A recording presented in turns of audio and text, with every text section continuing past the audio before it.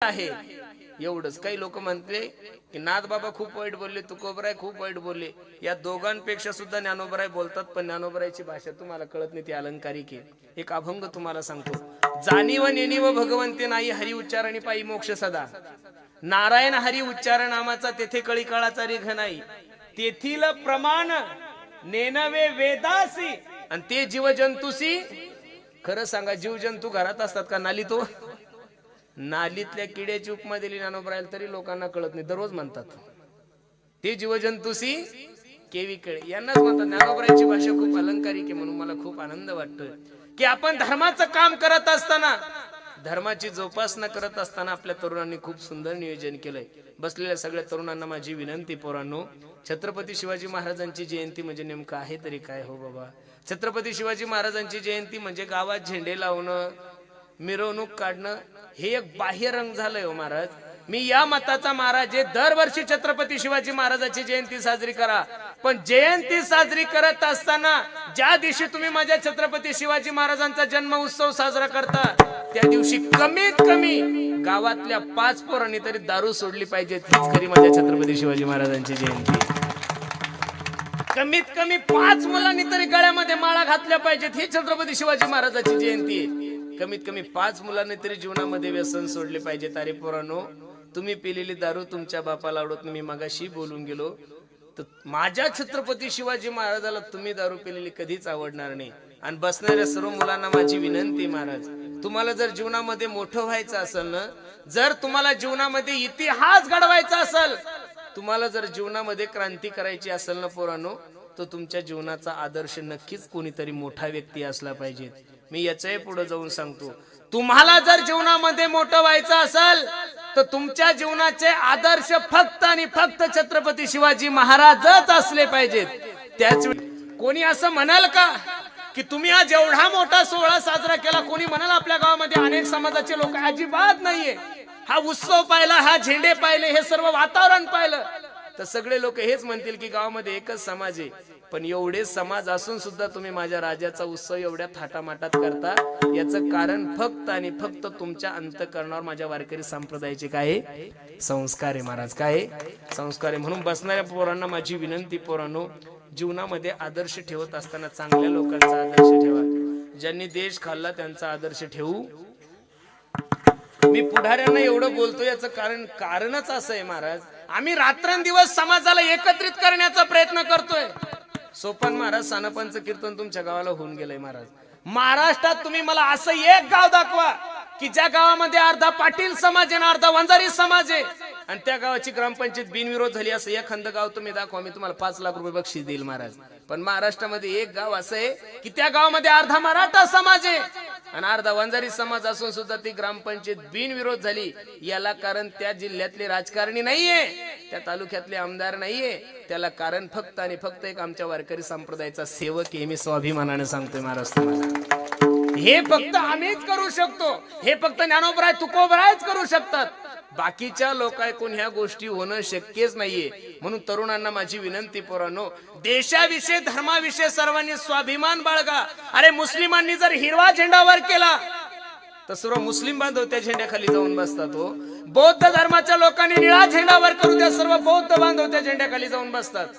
आपल्या जीवनामध्ये पहिला प्रश्न निर्माण होतो, कोणता झेंडा घेऊ हाती? घर एक झेंडे 72 असतात. बायको एका पक्षात, मा एका पक्षात, आजी एका पक्षात, आजोबा एका पक्षात. नवीन आलेली सुनबाई कब्बशी घेऊन अपक्षच फिरती. येड्याव कसा ताळा जमलंय आपला. थोडं सावध व्हा महाराज. कधीतरी एकत्रित या. कधीतरी म्हणा की गर्व से कहो हम हिंदू है.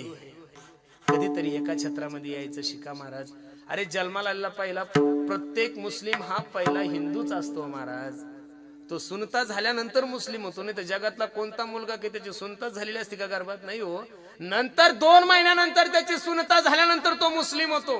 या महाराष्ट्राने, या वारकरी संप्रदायाने कधीच कोणाचा वादही केला नाही, कोणती जातीवादही केला नाही. आणि हा महाराष्ट्र कधी मुस्लिमांच्या विरोधातही नाहीये. अरे मुस्लिमांच्या विरोधात जर हा देश असताना महाराज, तर या देशाच्या राष्ट्रपती पदावर आम्ही डॉक्टर अब्दुल कलाम यांना बसवलंच नसतं महाराज. हा थोडा विचार प्रत्येकाने केला पाहिजे. म्हणून तरुणांना माझे हात जोडून विनंती, पोरांनो, देशासाठी धर्मासाठी सर्वांनी एकत्रित या. माझ्या छत्रपती शिवाजी महाराजाचं महाराष्ट्रात एकही मंदिर नाहीये. याचं मनामध्ये दुःख नका बाळगू महाराज. पण महाराष्ट्रामध्ये जेवढे काही मंदिर आहे तेवढे माझ्या छत्रपती शिवाजी महाराजांमुळेच आहे. याचा प्रत्येकाने काय केला पाहिजे, अभिमान बाळगायला पाहिजे. आपण तर सर्व भाग्यवान आहे की आपण छत्रपती शिवाजी महाराजांच्या आईच्या गावाची एकदम जवळचे. महाराज सिंदखेड राजा म्हणजे तुमचा आणि माझा प्राण आहे, बरोबर आहे का नाही? सिंदखेड राजा तुम देशाविषयी धर्माविषयी प्रत्येकाने स्वाभिमान बाळगा. प्रत्येक तरुणांना माझी हात जोडून विनंती, बाबांनो सगळं काही जीवनामध्ये करा, फक्त दारू नका पिऊ हे पोरांनो, चांगलं जीवन जगा. सध्या खूप वाईट दिवस चालले महाराज. पोरं एवढे व्यसनाधीन झाले, देवा देवा देवा देवा. तरुणांना माझी विनंती, चांगले कपडे घाला हे बाबा, चांगले मोबाईल घ्या. साधे फोन कशाला घेता, आयफोन घेऊन फिरा ना. हातात अंगठ्या घाला, लॉकेट घाला, गळ्यामध्ये साधी टू व्हीलर घेऊ नका, बुलेट घ्या. बुलेट काय कमी केलं रे तुमच्या बापानं? अर्धा एकर इकली की बुलेट येते. तुम्हाला काय काम करायचं काम आहे का, कष्ट करायचं काम आहे? पण दारू पिऊन तुमचंही जीवन बर्बाद नका करून, दुसऱ्याच्या लेकी बाळीचंही जीवन बर्बाद नका करू. ह्या दारूमुळं प्रत्येक गावात 400 तरुण पडून येऊ. लटकते रे नारे भाई तुम लटकते रे नारे. पोरीच नाही हो बाबा, अवघड झालंय. मला तर कीर्तनापेक्षा स्वैरिकीचेच फोन जास्त आहे महाराज. माझा एक मित्र आहे, मला कधीही फोन केला की फक्त एवढंच म्हणतो, पुरुषोत्तम महाराष्ट्रात फेमस कीर्तनकार रे तू, एवढा फिरतो, एखादी पोरगी बघ ना. अरे त्याला म्हणलं तुझ्या समाजाचे लोक नाहीये मा.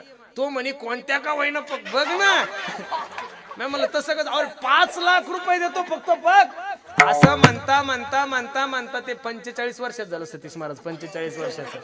परवा दिवशी मी रागात होतो, त्याला फोन केला, मला नालायक 5 वर्षासाठी कशाला जीवन बर्बाद करून घेतो, 50च्या नंतर तू रिटर्न.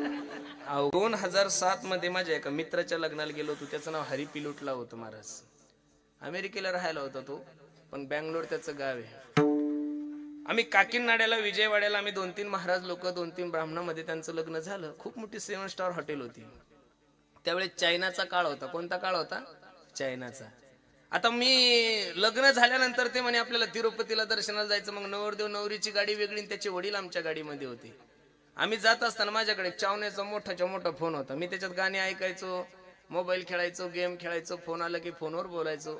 तिरुपतीच्या अलीकडे 150-200 किलोमीटर गाडी थांबल्यानंतर आम्ही सगळेजण चहाला थांबलो. तर ज्या माणसासोबत मी प्रवास करत होतो त्याचे वडील ते 4 ते 5 हजार कोटीचे मालक होते. कितीचे होते? 4 ते 5 हजार कोटीचे मालक होते. त्यांना फोन आल्यानंतर त्यांनी खिशामध्ये हात घातला आणि मोबाईल काढला आणि फोनवर बोलू लागले. त्यावेळेस मला थोडं आश्चर्याचा धक्काच बसला. मला 5,000 कोटीचा मालक हा मनुष्य, आणि त्यांचा फोन बघितल्यानंतर त्यांच्याकडे 1200 रुपयाचा फोन होता. किती रुपयाचा फोन होता? 1200 रुपयाचा फोन होता. मला राहावलं ना. मी सहज म्हणलं, बाबूजी आप 5,000 कोटी के मालिक हो. काय म्हणलं मी त्यांना? आज 5,000 करोड के आप मालिक हो और आपके पास इतना छोटा सेल फोन क्यों है? त्यांनी मला सांगितलं, पुरुषोत्तम बेटा जिसके पास होता है उसको दिखाने की जरूरत नहीं होती रे. काय म्हणले ते? जिसके पास होता है उसको दिखाने की जरूरत नहीं होती है, जिसके पास कुछ नहीं होता उसको ही दिखाने की जरूरत होती है. आणि तेच झालंय महाराज महाराष्ट्रामध्ये. छत्रपती शिवाजी महाराजांच्या नावानं लोक फक्त राजकारण करता येते. आणि मी तर या मताचा महाराज आहे. महाराष्ट्रामध्ये देश 2 उत्सव माणसाच्या जीवनामध्ये झालेच पाहिजेत महाराज. एक देवाचा उत्सव झाला पाहिजे आणि दुसरा साधूचा उत्सव झाला. कीर्तन लक्ष देऊन ऐका. देवाचा उत्सव जीवनामध्ये का केला पाहिजेत? कारण की देवाने तुम्हाला आणि मला जन्माला घातलंय. जेने हा जीव दिला दान तयाचे करीन चिंतन जगत जीवन नारायण गायीन गुण तयाचे. म्हणून त्याच्या उपकारातून ऋणी होण्यासाठी देवाचा उत्सव केला पाहिजे. मग आपण रामनवमी साजरी करतोय, आपण गोकुळाष्टमी साजरी करतो, आपण वामन जयंती साजरी करतोय, आपण नरसिंह जयंती साजरी करतो. याचं कारण असं आहे की त्या देवाने तुम्हाला आणि मला जन्माला घातलंय.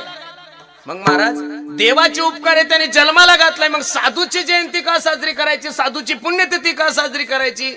याचं कारण सांगतो मायबाप तुम्हाला, की साधूने आम्हाला जीवन जगायचं कसं, खरं काय, असार काय, सार काय, या सगळ्या गोष्टीचं ज्ञान जर या महाराष्ट्रामध्ये तुम्हाला आणि मला कोणी दिलं असेल ते फक्त आणि फक्त माझ्या ज्ञानोबा रायदिक सर्व साधू संत मंडळीने दिलेलं आहे. म्हणून साधूचा उत्सव जीवनामध्ये झालाच पाहिजे. मग महाराज छत्रपती शिवाजी महाराज देवामध्येही मोडत नाहीये आणि छत्रपती शिवाजी महाराज संतांमध्येही मोडत नाही. तो राजा आहे ना. मग त्या राजाचा उत्सव आपण एवढ्या थाटामाटात का करायचा? याचं कारण सांगतोय महाराज. आज जे आपण कीर्तन करतोय हे कीर्तन सुद्धा माझ्या राजाचे उपकार आहे, म्हणून त्या राजाची जयंती साजरी करायची. विठ्ठल विठ्ठल.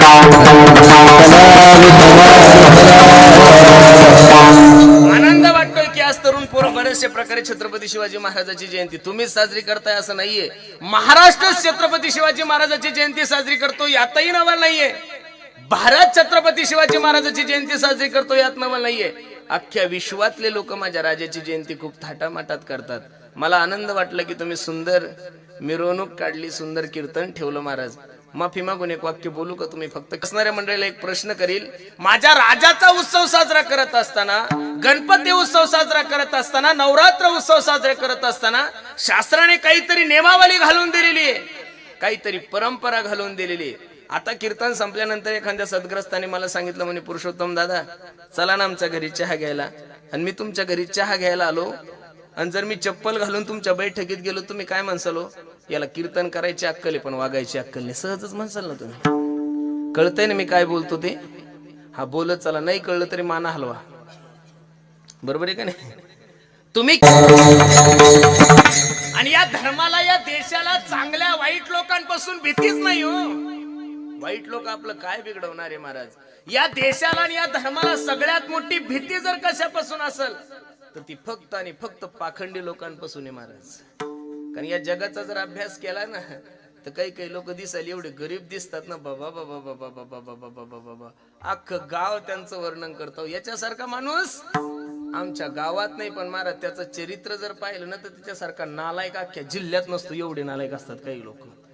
दिसतात तसे अजिबात नाही. बगळाच्या वेळेस ध्यानाला बसतो ना समुद्राच्या किनारी, माशाला वाटतं बाई किती मोठा महात्मा आला या, काय ध्यान लावतोय, किती पांढरा शुभ्र आहे, काय त्याचे कपडे, काय त्याचा फेटा, असं ध्यान लावतोय ते. पण माशाला कुठं माहितीये तुमच्यासाठी ध्यान. पाखंडी लोकांचा हाच मोठा दुर्गुण आहे की ते दिसायला चांगले असतात, असायला वाईट असतात महाराज. नाही ते दाखवून, अरे साधू नसताना साधुत्वाचं आव्हान, हे पाखंड्याचं लक्षणच आहे महाराज. आणि जगाचं तेच झालंय महाराज. पोटासा पाटलाल नका महिना भर येऊ, पण कमीत कमी प्रस्थानला तर येऊन बघा, खूप आनंद असतो.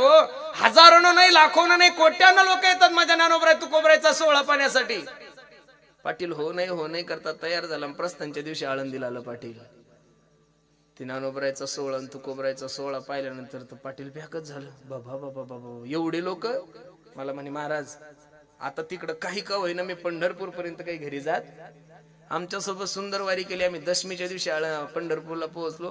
पाटील सकाळी 4लाच उठलं. मला म्हणे महाराज मी चंद्रभागेला जातो. अरे म्हणलं तू काल्यापर्यंत थांबणार आहे, कशाला चाललंय एवढ्या गर्दीत? लोक खूप त्रास देतात, चांगलं नसतं, गर्दी खूप आहे, चुकचाल. आमच्या दिंडीतल्या काही म्हाताऱ्या मायमावल्या चालल्या तर तो म्हणे महाराज या 70 वर्षाच्या म्हाताऱ्या चालल्या, मी तर तरुण आहे. म्हणलं जा, याला लय परमार्थाची हौस आली, जाय.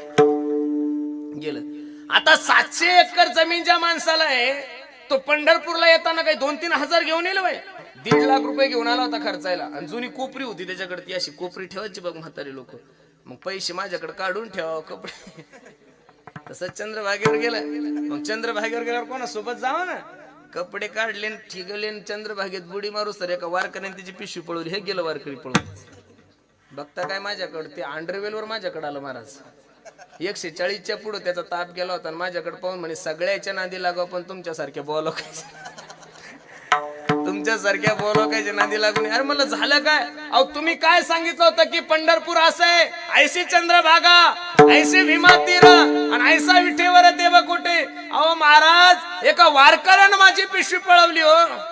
मी पाटलाला जे उत्तर दिलं ते खूप गोड आहे. म्हणलं पाटील वारकरी कशाला चोऱ्या करतील हो? आता चोरांनी वारकऱ्यांचा वेश घेतला त्याच्यामुळे वारकऱ्यांचा काय दोष आहे महाराज? खरं सांगू का तुम्हाला, अजून सुद्धा संप्रदायामध्ये चांगले लोक आहेत, वाईट नाहीच आहे. पण तुमचं पाप असं असतं की तुमच्या नशिबात सगळे वाईटच भेटतात. विठ्ठल विठ्ठल.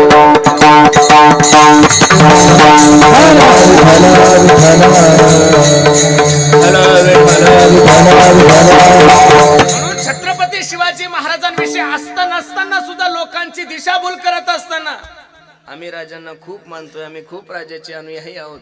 असे जे काही पाखंडी लोक आहेत महाराज, अशा पाखंडी लोकांचं आम्हाला खंडन करायचं. धर्माचं काम करत असताना आम्हाला पाखंडी लोकांचं खंडन करायचंय महाराज. या धर्माला दुसऱ्या लोकांपासून त्रास नाही हो. मग बसणाऱ्या मंडळीला एक छोटासा प्रश्न करतोय, माझं कीर्तन लक्ष देऊन ऐका. आतापर्यंत महाराष्ट्रामध्ये नव्हे या देशामध्ये एक तरी मनुष्य तुम्ही मला मुस्लिम समाजाचा असा दाखवा की तो अल्लाच्या विरोधात कधी बोलला का एखादा मनुष्य? अजिबात नाही. मग मुस्लिम धर्मातला व्यक्ती जर अल्लाच्या विरोधात बोलत नाहीये, ख्रिश्चन धर्माचा व्यक्ती जर ख्रिश्चन धर्माच्या विरोधात बोलत नाहीये, जैन धर्माचा व्यक्ती जर जैन धर्माच्या विरोधात बोलत नाहीये, बौद्ध धर्माचा मनुष्य जर डॉक्टर बाबासाहेब आंबेडकरांच्या विरोधात बोलत नाहीये, तर आपल्या धर्माचे लोक आपल्या धर्माच्या विरोधात बोलतात का? हा माझा पहिला प्रश्न आहे महाराज. छत्रपती शिवाजी महाराजांच्या चरित्रावर आरोप घेणारे लोक आपलेच आहे. संभाजी महाराजांच्या चारित्र्याविषयी संशय घेणारे लोक आपलेच आहे. मग जिजाबाई साहेबांच्या चारित्र्याविषयी बोलणारे लोक आपलेच आहे महाराज. माझ्या सद्गुरू तुकोबरायचा खून झाला असे म्हणणारे नालायक लोक सुद्धा आपलेच हो, दुसरे नाहीच आहे महाराज. काय झालं आपल्या लोकांना काही कळत नाही महाराज. काय वागतात आणि कसं वागतात काही कळत नाही. पण असेच जर आपण राहिलो महाराज, मी तर माझ्या भगवंताला हीच विनंती करतो, हे भगवान मुझे अपनों से बचा लेना रे, औरों को तो मैं देख लूंगा. आपलं वाटोळं जेवढं आपल्या लोकांनी केलं तेवढं दुसऱ्या लोकांनी नाहीच केलं रे. तुम्ही छत्रपती शिवाजी महाराजांची जयंती साजरी करता म्हणजे काही उपकार थोडे करता महाराज. तुम्ही छत्रपती शिवाजी महाराजांचा उत्सव साजरा करता, छत्रपती शिवाजी महाराजांची जयंती एवढी थाटामाटात करता, सर्व गावामध्ये भगवे पताके लावता, दिंड्या काढता, कीर्तन ठेवता. काही उपकार करत नाहीये तुम्ही. त्या राजाने तुमच्या आणि माझ्यावर तेवढे उपकार करून ठेवले, त्या उपकारातून ऋण होण्यासाठी हा छोटासा एक प्रयत्न आहे महाराज. काय छोटासा. आणि खरं सांगू का महाराज, जर माझे छत्रपती शिवाजी महाराज या महाराष्ट्रात जन्मालाच आले नसते तर इथं लोक राहिले असते, पण त्यांच्या दाड्यान त्यांना मिशा नसत्या राहिल्या, नाव बदलले असते. नाव आता मी कशाला सांगू, तुम्हाला सर्वांना माहितच आहे ना हो. म्हणून माझी विनंती, आपण उपकार मानले पाहिजेत त्या राजाचे, की त्या राजामुळे आज माझ्या मायमावल्यांच्या कपाळाला कुंकू आहे, त्या राजामुळे आज माझ्या हिंदू धर्माच्या मंदिराला कळस आहे. हे उपकार जर कोणाचे असतील या महाराष्ट्रामध्ये, फक्त आणि फक्त माझ्या छत्रपती शिवाजी महाराजांचीच. म्हणून बसणाऱ्या मंडळीला माझी विनंती महाराज, छत्रपती शिवाजी महाराजांची जयंती चौकात नकोय मला. छत्रपती शिवाजी महाराजांची जयंती घराघरातही नकोय. छत्रपती शिवाजी महाराजांची जयंती गल्लीत नकोय, चौकात नकोय, तालुक्यात नकोय, जिल्ह्यात नकोय, महाराष्ट्रात नकोय. छत्रपती शिवाजी महाराजांची जयंती महाराष्ट्रातल्या प्रत्येक घराघरात झाली पाहिजेत महाराज. याचं कारण सांगू का तुम्हाला? कारण छत्रपती शिवाजी महाराजांची जयंती करणं हे तुमचा आणि माझा काय धर्म आहे. मी याच्याही पुढे जाऊन सांगेल महाराज, घरातला गणपती जर चौकात आलाच ना हो. गणपती बाप्पा चौकातली व्यक्ती नाहीये, घरात असतात गणपती बाप्पा. मग आले का नाही ते चौकात? मग घरातले गणपती जर चौकात येऊ शकतात तर चौकातले छत्रपती शिवाजी महाराज प्रत्येकाच्या घरात का जाऊ नये? म्हणून माझी प्रत्येकाला विनंती आहे, तुम्ही दरवर्षीच कीर्तन ठेवावं या मताचा महाराज नाहीच हो महाराज. मला एक आनंद वाटला की आज बरेचसे महाराष्ट्रातले तरुण डीजे लावत नाहीये महाराज. महाराज आमच्या सतीश महाराजांनी सकाळपासून 2 मिरवणुका केल्या महाराज. बरेचसे तरुण मुलं या सप्ताहामुळं, या युट्यूब मुळे, कीर्तनकारांमुळं त्यांना परमार्थाविषयी खूप चांगली आवड निर्माण झाली. युट्यूबचा फायदा काय, फायदा काय? लोक म्हणतात युट्यूबनं समाज अजिबात नाही महाराज. युट्यूबचा फायदा सांगू का? अरे जे पोरं कधी बापाला बाप म्हणत नाही महाराज, जे पोरं बापाला लवकर बाप म्हणत नाही, ते पोरं आज कीर्तनात येऊन टाळ घेऊन नाचायला लागले, गायला लागले, इथे येऊन थांबायला लागले. ही सर्वात मोठी ताकद जर कशाची असेल तर माझ्या वारकरी संप्रदायाची. विठ्ठल विठ्ठल विठ्ठल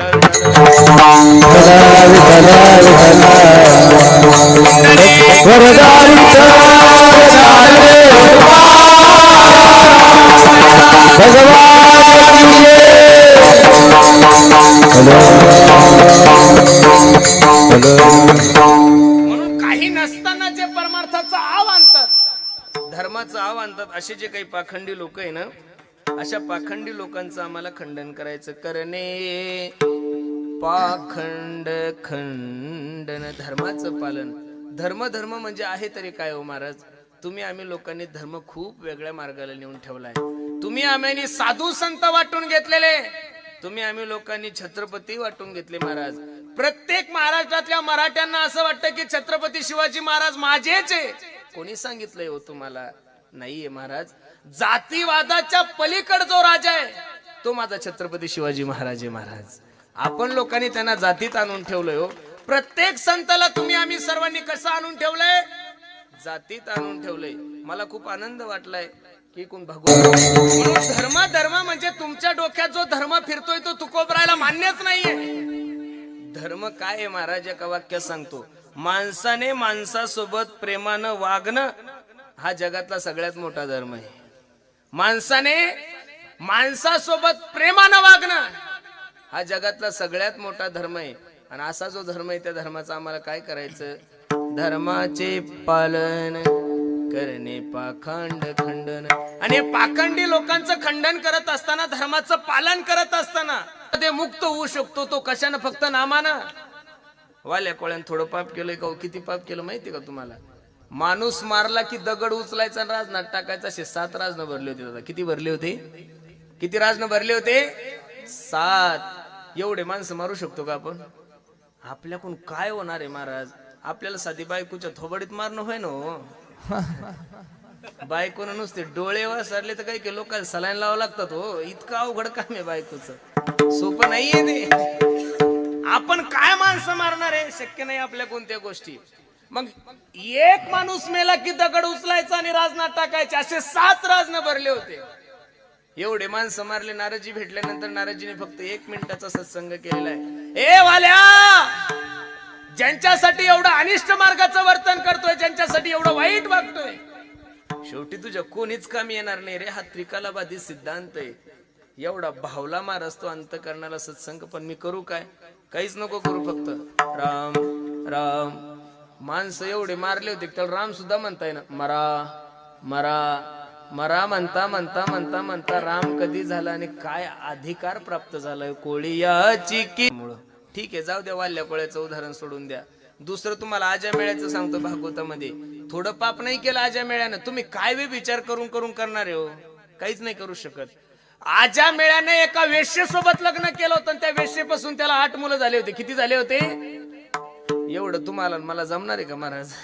नाही हो. तरी सुद्धा आजा मेळ्याचाही उद्धार केलाय आणि वाल्या कोळ्याचाही उद्धार केला. त्याला कारण फक्त आणि फक्त भगवंताचं नाम आहे. बाकीच्या शास्त्राचे उदाहरण द्या सोडून महाराज. तुम्हाला नामाचा सगळ्यात मोठा तुम्हाला फायदा सांगतो. तुमच्या जीवनातलं कितीही मोठं संकट असू द्या, फक्त तुम्ही माझ्या भगवंताचं चिंतन करा. तयाच्या चिंतने निरसेल संकट, तराल दुर्घट भव सिंधू. म्हणे भार घातली यावरी आणि होईल काय वारी. एकदा का त्याच्यावर विश्वास टाकला ना महाराज, माझे तुकोबराय सांगतात, महाराज ठेवावं लागल.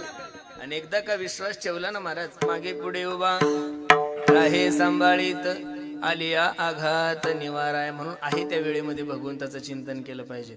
माझे गुरुजी मला नेहमी फोन केल्यानंतर सांगतात, पुरुषोत्तम, जीवनामध्ये किती जरी पाप केलं तर देव माफ करतो रे बाबा. माफ करणं त्याचा स्वभाव आहे ना. माफ करणं काय आहे? तुम्ही किती जरी पाप केलं तर, राक्षसांनी जेवढं पाप केलं तेवढं पाप आपल्याकडून शक्यच नाहीये महाराज. अरे रावणानं प्रभू रामचंद्राची बायको पळवली होती, तरी सुद्धा जगाच्या मालकाने त्याला माफ केलं. एवढं पाप नाही करू शकत. मग माझे गुरुजी सांगतात, हे बघ, तुम्ही किती जरी पाप केलं तरी देव माफ करेल.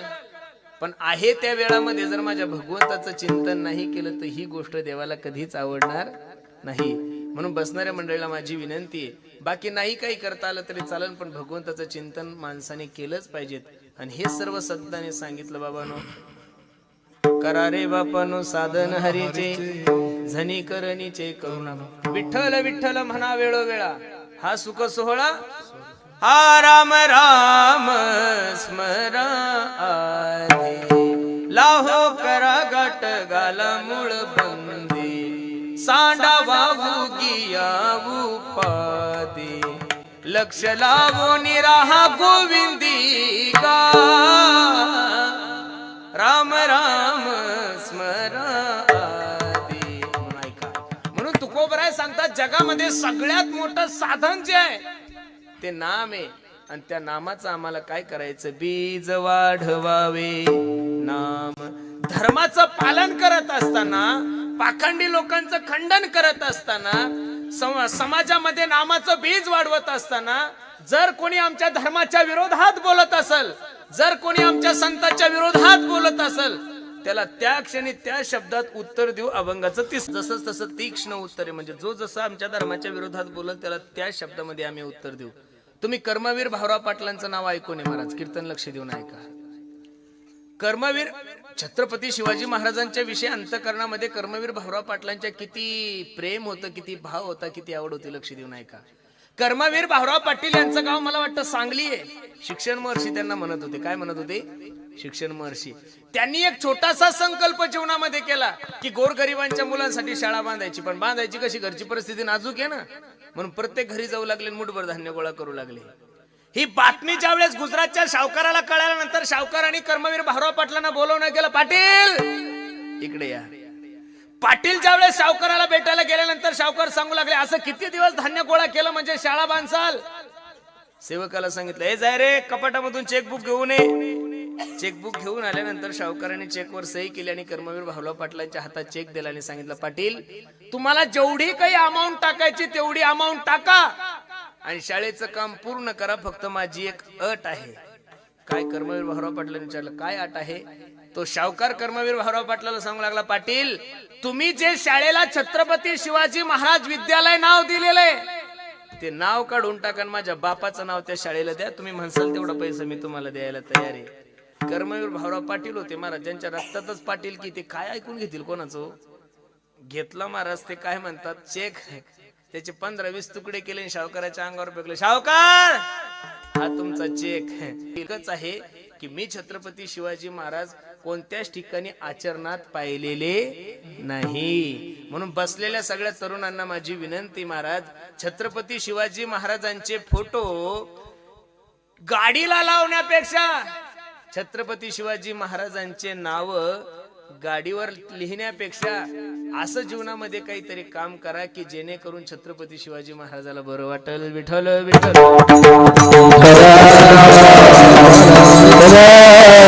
तुम्ही छत्रपती शिवाजी महाराजांचा उत्सव करता, यात काहीच नवल नाहीये. तुम्ही जर कर्नाटकला गेले, तेलंगणात गेले ना, तर आपल्यापेक्षा छोटे मोठे मोठे पुतळे तिकडे महाराज. आणि खरं सांगू का, माझ्या राजाचं जीवनच एवढं सुंदर होतं, माझ्या राजाचं वागणं एवढं गोड होतं की त्या काळामध्ये छत्रपती शिवाजी महाराजांचा विरोध करणारे लोक, त्या काळामध्ये छत्रपती शिवाजी महाराजांचे कट्टर असणारे विरोधी लोक, त्यांच्या मनात सुद्धा माझ्या छत्रपती शिवाजी महाराजांविषयी खूप आदर होता. मी नेहमी आवर्जून एक उदाहरण सांगत असतो. छत्रपती शिवाजी महाराज पुण्याला गेले महाराज, शाहिस्ते खानाचे बोट छाटले आणि छत्रपती शिवाजी महाराज हवेसारखे आले आणि हवेसारखे निघून गेले. छत्रपती शिवाजी महाराजांची शाहिस्ते खानाची छोटी बहीण धावत पळत शाहिस्ते खानाकडे आली आणि शाहिस्ते खानाला म्हणू लागली, भैया भैया सुनते हो? शाहिस्ते खान म्हणतो, क्या हुआ बहना? कुछ नहीं भैया, मेरी छोटी बच्ची मुझे कहीं दिखाई नहीं दे रही है. शाहिस्ते खान म्हणतो, बघ तिथं कुठं खेळत असेल. नाही भैया, मी बराच वेळ झाले माझ्या मुलीचा शोध घेते पण माझी मुलगी मला सापडत नाही. शाहिस्ते खान म्हणतो, अगं बघ तिथं कुठंतरी खेळत असेल. नाही हो, मी भरपूर वेळ झालाय.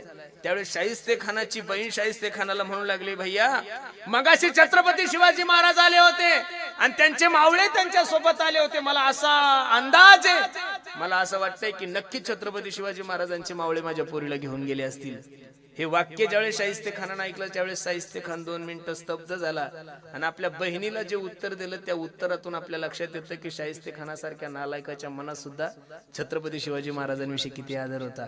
शाहिस्ते खान आपल्या बहिणीला म्हणतो, अगं वेडे, तसं तर तुझे पोरीला छत्रपती शिवाजी महाराजांचे मावळे घेऊनच जाणार नाही याची मला गॅरंटी आहे. तसं तर छत्रपती शिवाजी महाराजांचे मावळे तुझ्या पोरीला घेऊन जाणारच नाही याची मला गॅरंटी आहे. पण तुला जर असं वाटतंय तुझ्या पोरीला छत्रपती शिवाजी महाराजांचे मावळे घेऊन गेले तर काळजी करू नको ग, निसंकोच मनानं राहा. मला त्या छत्रपती शिवाजी महाराजांवर विश्वास आहे. तो पोटच्या लेकीसारखं तुझ्या पोरीला जपल, त्याच्यामुळे तू काळजी करू. अरे त्याही काळामध्ये हजारो राजे झाले, आजही राजे उद्याही राजे होतील महाराज. पण दैवत म्हणून प्रत्येकाच्या घरामध्ये गेलेला राजा फक्त आणि फक्त माझे छत्रपती शिवाजी महाराज म्हणून दिसतंय महाराज. आठवण येते मना मनातून भगवा झेंडा दिसल्यावर, जात पात ना धर्म पाहिला जगला माणूस कीवर पुन्हा जन्म घ्या अशी इच्छा शिव भक्ताच्या हृदयावर हो माझ्या देवाचं नाव गाजतंय गड किल्ल्याच्या दगडावर अरे लोक जर वाईट सांगायला लाजत नाही तर आपण धर्माचा प्रचार करणाऱ्या कीर्तनकारांनी चांगलं बोलण्यासाठी अजिबात भिलं नाही पाहिजेत महाराज हे आपलं काम आहे ह्याची आम्हा करणे काम इच्छा असो नसो ज्ञानोबराय तुकोबराने झाडू संताचे मार्ग आडराणी भरले जग उच्चिष्टाचा भाग आणि शेष उरला तो शेव या मार्गाचं अनुकरण जर आपण निश्चित केलं तर नक्कीच महाराज उद्याचे दिवस तुमच्या आणि माझ्यासाठी खूप चांगले राहतील विठोबा रखुमाई